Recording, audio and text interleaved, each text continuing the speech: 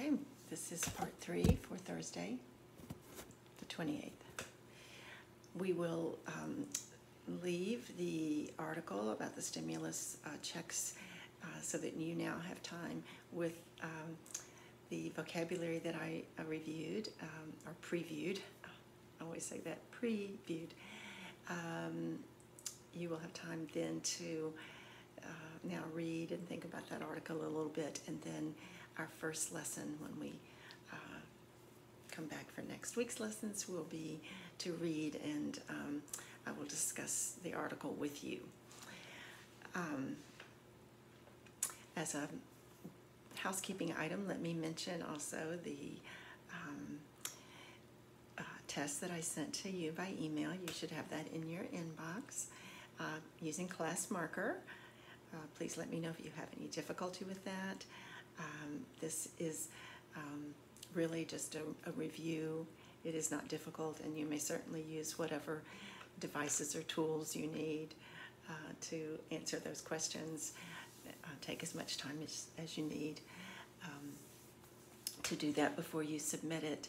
The discussion question at the end, you may be able to type the answer right into the box.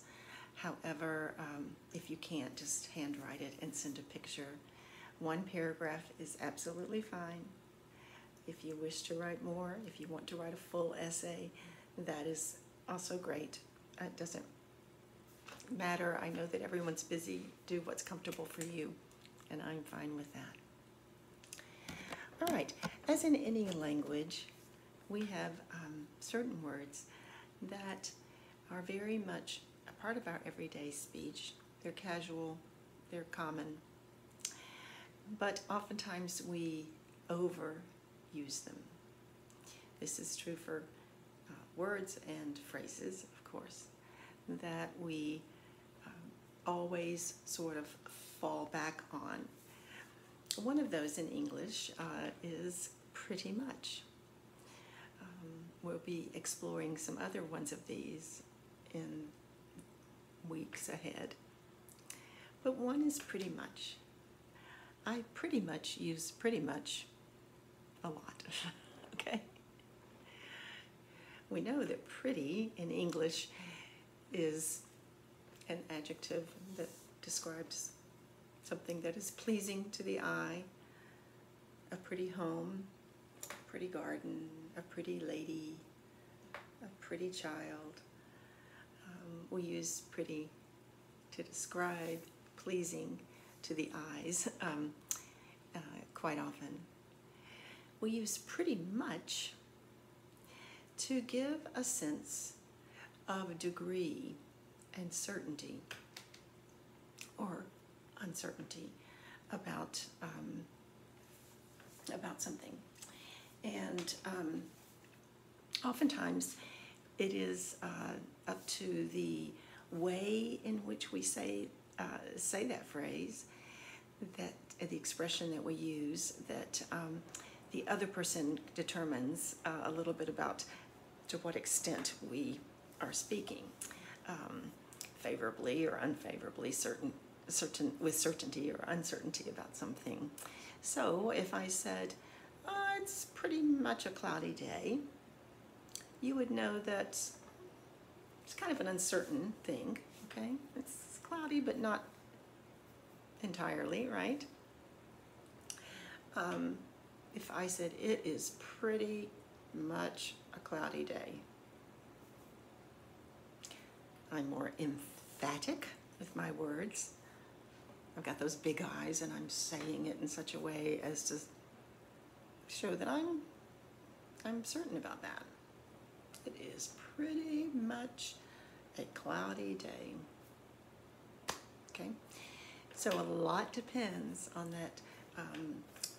that intonation, the body language, the facial expression that we give when we use that phrase.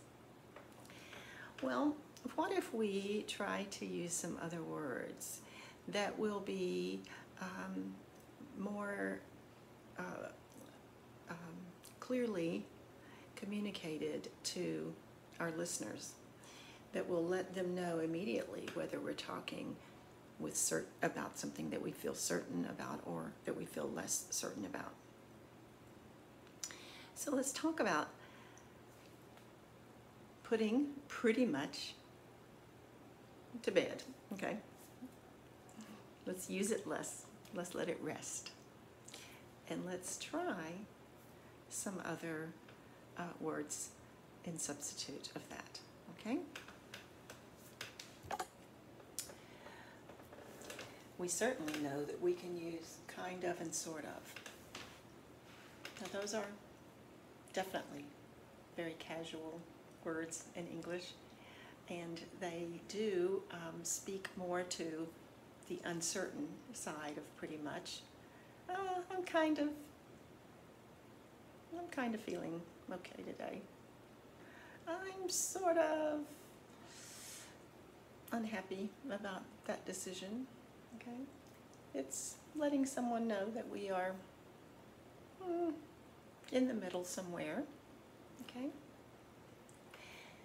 But let's look at some other possibilities for pretty much that would go either with certainty or with less certainty. Somewhat. Somewhat is that in between, isn't it? A little bit. Almost. Something is approximating. It is getting close to a higher amount, but it's not there yet. About. The same thing. Just about. Okay. We use just to also kind of give even greater description to an amount. Just about. Okay.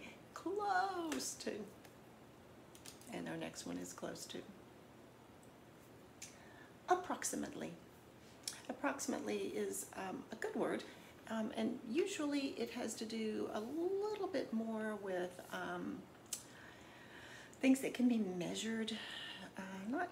That's not a rule, but I would say it's a little more the way that we would use that.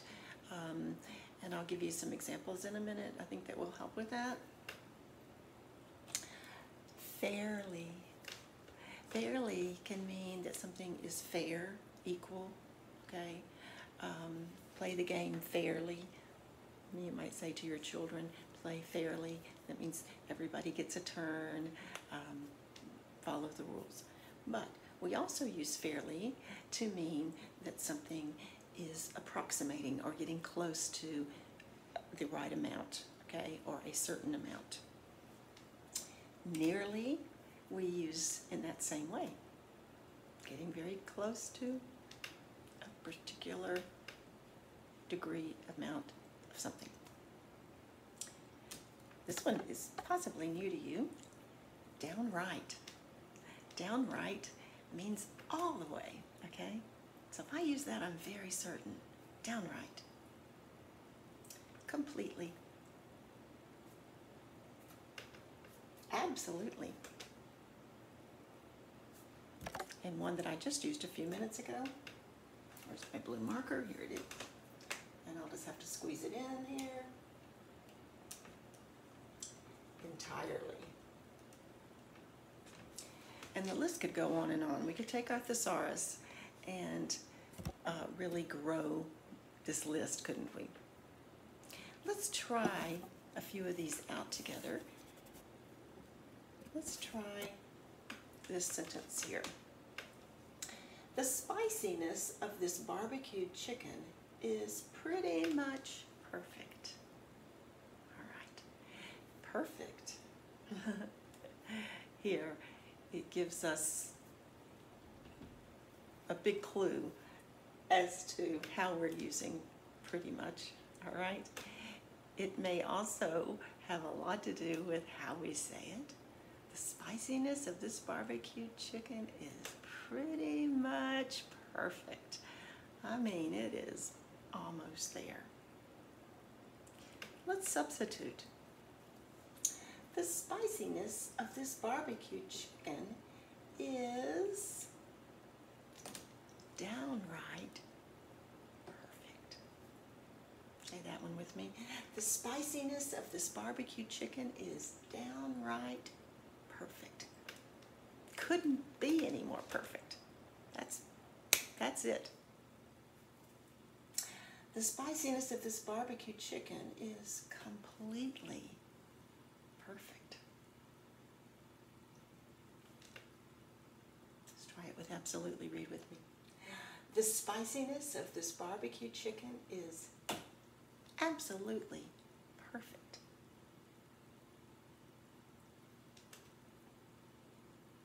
The spiciness of this barbecue chicken is entirely perfect. We wouldn't use somewhat because somewhat in this case, somewhat perfect is, those are almost, they disagree, right? They're almost opposite. You can't be somewhat and be perfect, okay? But we could use almost perfect. We could use about, is about perfect. Just about perfect would work. Close to perfect would work. Fairly, not so much. But interestingly, nearly would be acceptable. Nearly perfect, okay? Nearly perfect. Fairly doesn't quite work because fairly is a little bit like somewhat. It's kind of in, a little bit in the middle there, okay? Not the easiest thing to have all of these possible words. So what I would suggest is that you pick one or two that we substituted, and you say, I'm going to try that one or two this week. I'm going to try to use them with perfect for something that I think is just about perfect, okay? Pick one or two, and then try them out, whether it's with food or something that you see, you know, you're walking past your neighbor's house and the flowers have bloomed and they are, you know, right at the best time to enjoy them, and you say to your neighbor, your flowers are absolutely perfect. Your flowers are absolutely perfect. Give it a try instead of using pretty much. Let's try another sentence here and try some substitutes. My son's recent award for his artwork made him pretty much famous in our city. My son's recent award for his artwork made him pretty much famous in our city. Okay? He's not famous yet, totally, okay? But pretty much famous. Now, in this case, we know that to be a famous artist would require that you are very well known by everybody. And that doesn't happen quickly. It doesn't happen overnight. Okay? So to become famous takes a little bit of time. But he won an award and people know about it, and I could say he's pretty much famous. So which one of these others might fit? Somewhat would actually be pretty good. Made him somewhat famous in this city. Almost. Made him almost famous. About doesn't work. Made him about famous. It doesn't work. We wouldn't use about in this situation. I wouldn't use just about in this situation either. Okay, it's fame is something that's kind of not so measurable, and that about is a little bit vague for describing fame. Same with approximately. That would not work. That's more for something measurable. Close to. I'm sorry, I skipped that. Not the best choice either. Fairly could work here. My son's recent award for his artwork made him fairly famous in this city. That works. Made him nearly famous is okay. If I'm absolutely sure about it, and I believe that he really is famous, then I could use downright, completely, absolutely, entirely. That's if I said it with that kind of certainty, and I knew that to be the fact. But most likely, in this sentence, in this context, if we think about it, my son is to me, the mom, the proud mom, and by the way, this is not true about my son. He's not an artist.